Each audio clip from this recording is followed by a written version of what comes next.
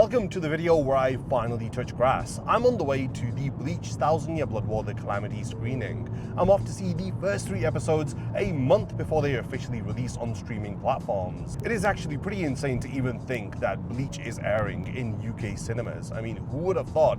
Back in March of 2020 when the Bleach anime was first announced, I mean, we were just grateful to have the anime back, but now we're at the final season already and we're getting global cinema screenings. Unfortunately, not every single country is airing these first 3 episodes of Bleach, but for those countries that are airing them, I highly recommend each and every one of you to go and check out these first 3 episodes of Cour 4. Support Bleach while it's still in theaters, because if it does well now, then there's a solid bright future for Bleach ahead. We'll be getting even more stuff like an anime adaptation of the light novels potentially, and we've had all of those recent rumors that the Bleach Hell arc manga is returning. So yeah, just because the 1000-Year Blood War arc is now airing Cour 4, it doesn't mean that Bleach is going to be heading for a dry spell. So what I'm going to do is I'm attending a early screening and I'll come straight out of it, give my raw reaction to the first 3 episodes, and then I'll let you know exactly what I think without giving away too many spoilers.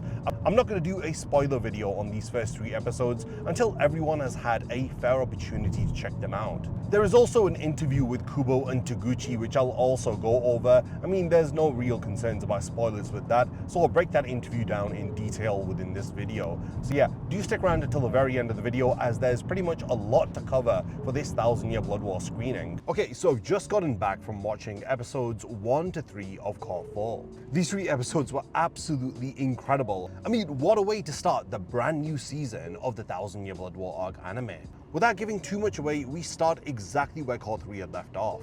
But there was a really cool addition at the beginning of episode 41, where there was like a CG panning shot of the entire battlefield of Varavelt, and it made the entire battleground feel like a true war was going on. I mean, this panning shot really brought the battlefield to life. We saw all of the different battles that were commencing, like the Vizard up against Gerard, the aftermath of Shunsui's fight with Lil Barrow, Yoruichi confronting Askin, as well as Hashward and Uryu beginning their battle. These first 3 episodes focus on about 4 different battles. So it's Ichigo and Orihime rushing to confront Yhwach. While this is going on, Hashward is battling Uryu, and a considerable amount of focus is given to Askin versus Urahara and Yoruichi. Then we do get a little bit of the Gerard Valkyrie fight. There are a ton of anime exclusive scenes too, and there's some unexpected inclusions, including an all-new transformation that was not within the manga.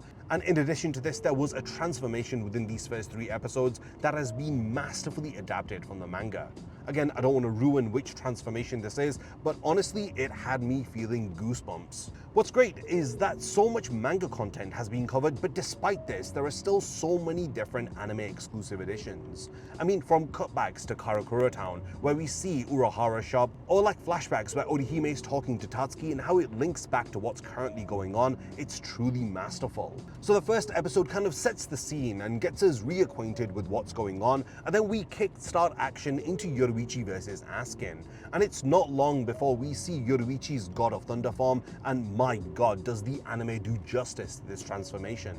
I mean, the jiggle physics were on point. Every single Bleach fan is gonna feel so happy with how Yoruichi's God of Thunder form was handled. The pacing of the episodes felt really clean too. I mean, because all of the episodes were kind of playing back to back with no opening and ending in between, it kind of felt like one 90-minute movie, and I felt like the screening could have easily continued onto episode 4, as we do end off on a very abrupt cliffhanger, as the action is about to kick in with the next major fight.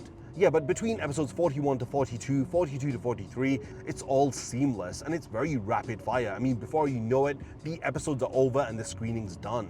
What I really want to emphasize is how the quality has had a huge jump from Cour 3 to 4. Every single Cour has been improving upon the last one, but I feel like Cour 4 is something totally different. These 3 episodes that I've seen easily are among the best animated episodes from the 1000-Year Blood War arc anime. I mean, there were certain moments within these episodes that had me me speechless. The incredible visual effects that are on screen, the amazing lighting and animation overall, it's all Sakuga to the highest level. Episode 42 focuses entirely on a single fight, and it brings this battle to its complete conclusion, and honestly, it's incredibly adapted from the manga. There are a few additional anime exclusive scenes that are woven in order to expand upon certain transformations and scenes, in order to bring them to life and make them feel very different to what the manga is. And these anime exclusive additions to episode 42 were discussed right at the end, where we saw an interview between Kubo, Taguchi, and Murata. But I'll talk more about that in a second. Episode 42 was absolutely insane. After it wraps up a major battle, we then switch to Yhwach versus Ichigo and Orihime. And honestly, what the anime has done to Orihime's character is truly exceptional. I don't want to give away too much, but Orihime easily had my favorite moment in this entire screening. Honestly, I was sat there with close to tears in my eyes because of how amazing the anime staff did justice to Orihime's character. I'll describe it in brief detail. Yhwach is releasing his Reiatsu and he's crushing Ichigo and Orihime, right? And Orihime mogs his Reiatsu by standing back up and staring him down, looking him at his face. It's like every single character beat that's leading up to this moment where Orihime has wanted to help Ichigo but has felt pushed aside or wasn't able to as she wasn't strong enough herself. All of that storytelling was literally culminated into this single moment where Orihime stands alongside Ichigo, and honestly, it's such a beautiful moment, and I'm so glad that this was in these first 3 episodes of Cour 4 and it was included within the screening. The Orihime scenes are easily the highlight of episodes 41 to 43. I mean, when you see them for yourselves, you'll know exactly what I'm talking about. In addition to the amazing animation and the great pacing, we also have the incredible music from Shirasagisu, and without his music, some of those scenes just would have lost their impact, especially those incredibly emotional Orihime scenes. Fans of Hashwell vs Uryu will also be very happy, as the entirety of this fight has been completely reworked. There are so many new additions that it's genuinely hard to keep up with them all. There's a specific surprise for those of you who haven't yet seen this fight, and I really think the anime staff and Kubo have poured their heart and soul into fleshing out Hashwell vs Uryu. There were some really stunning CGI blended 2D animation shots within this fight and within other certain moments within these episodes too. Episode 43 shifts our attention towards the Gerard Valkyrie fight. The Vizards get quite a bit of anime exclusive scenes. Again, it's debatable whether these scenes really live up to our expectations. I mean, for me, they were great additions, but did they really change anything? I mean, the outcome wasn't altered in any way. But yeah, I'll reserve a bit more of the criticisms about certain things for my full spoiler video. But yeah, once the Gerard Valkyrie fight really kicks in and his actual combatants arrive on the battlefield, things get really serious. The animation quality starts leveling up, and yeah, it's something pretty huge that a lot of fans have been looking forward to. It's pretty much a major transformation that one of the characters does during the Gerard Valkyrie fight. So yeah, once episode 43 wraps up, we get the credits that roll, and during the credits we hear the all-new opening and ending songs for Cour 4. The opening by Joji was really nice, but easily my favorite was the ending Manain Lana. It was such a really emotional, amazing song, and it's a great way to cap off the 1000 Year Blood War arc. It's a true emotional feel to the ending, and I feel like that is what is needed for the final core of the 1000 Year Blood War arc anime.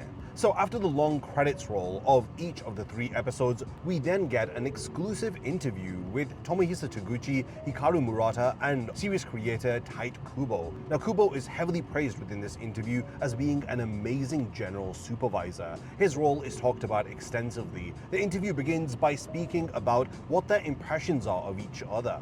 I mean, Taguchi and Murata were pretty much talking about how they felt like it would be intimidating to talk to a series author, but Kubo made everything really easy for them. They talked about Kubo's extensive involvement within the anime, like how he attends every single voice recording session, and how he even praised Taguchi and said that he is a really strong director and he wishes that he was present at every voice recording session, but sometimes he isn't there due to other work commitments. Taguchi was really honored when Kubo said this. Then they moved on to talk about the anime original scenes within Cour 4. They talked about several specific moments. There's a all-new transformation that wasn't in the manga that's included here.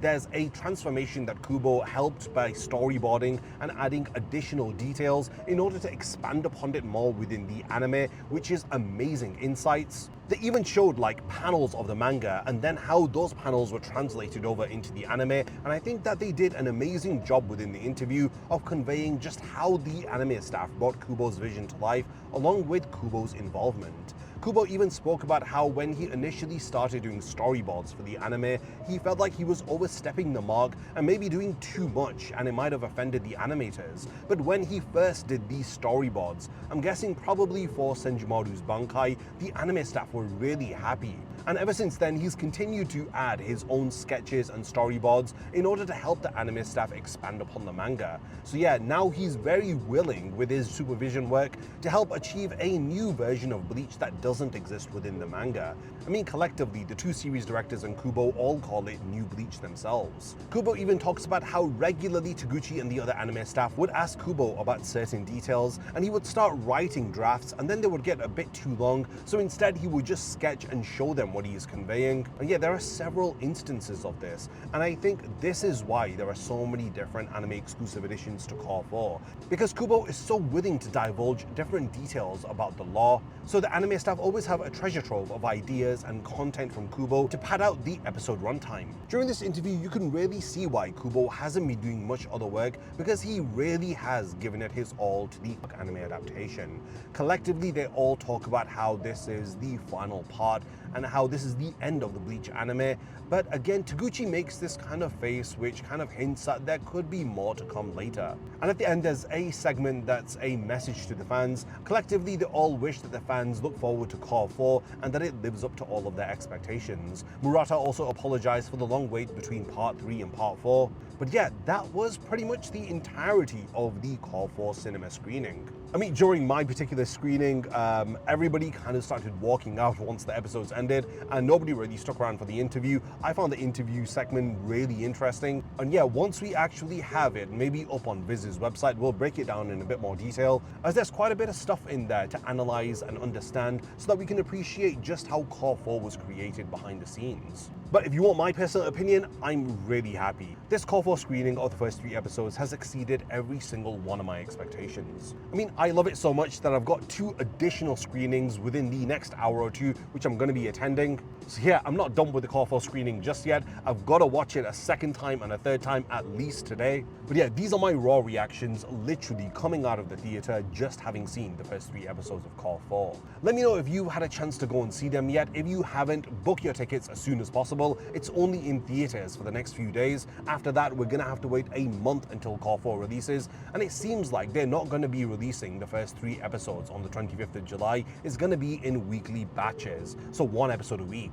So yeah, you could be caught up early to Cour 4 by checking out the screening now. Otherwise, you're gonna have to wait until August to see the first 3 episodes completely. So we've reached the end of the video where I finally leave my home and touch grass. If there's anything that I've forgotten to mention about the Cour 4 screenings, then let me know by continuing the discussion in the comments. And lastly, thanks for making it to the end of this one, and I look forward to seeing you in my next Bleach video. A massive thank you goes out to all of my amazing Patreon supporters for helping to make this video possible. If you also want to support the channel and see your name in the end of my videos, then check out my Patreon, which has loads of perks like early video access and so much more. Thank you for sticking around till the end of the video, and whatever you contribute will mean a lot to me.